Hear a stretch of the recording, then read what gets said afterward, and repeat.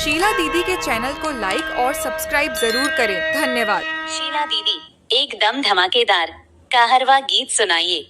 मोरे पिछुआड़वा बघान बसवरिया मोर बलमुआ हो, मोर सजनमा हो बांसवा कटाई के जाया, मोर सजनमा हो बांसवा कटाई के जाया।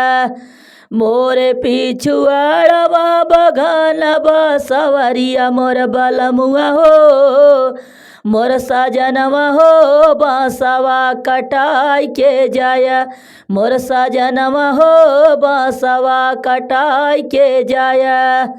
बांसवा कटौल राजा बड़ा नीक कइला, बांसवा कटैल राजा बड़ा नीक कइला, मोर सजनवा हो मोर बलमुआ हो बांगला छवाई के जाया, मोर सजनवा हो बांगला छवाई के जाया।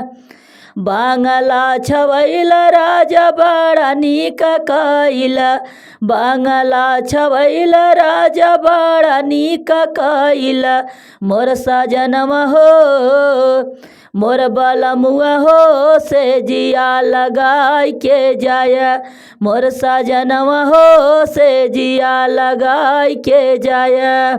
से जिया लगौल राजा बड़ा नीक कइला, से जिया लगौल राजा बड़ा नीक कइला, मोर बलमुआ हो मोर सजनवा हो से जिया पे सोई के तजाया, मोर बलमुआ हो से जिया पे सोई के तजाया।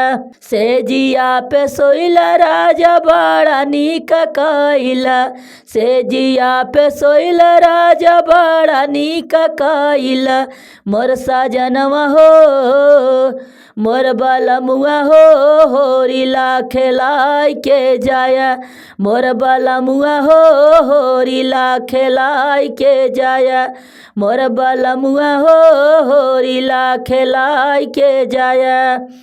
मोरे पिछुआड़वा बघान बसवरिया मोर सजनवा हो, मोर बलमुआ हो बांसवा कटाई के जाया, मोर सजनवा हो बांसवा कटाई के जाया। मोरे राजा हो बांगला छवाई के जाया, मोर सजनवा हो होरिला खेलाई के तजाया।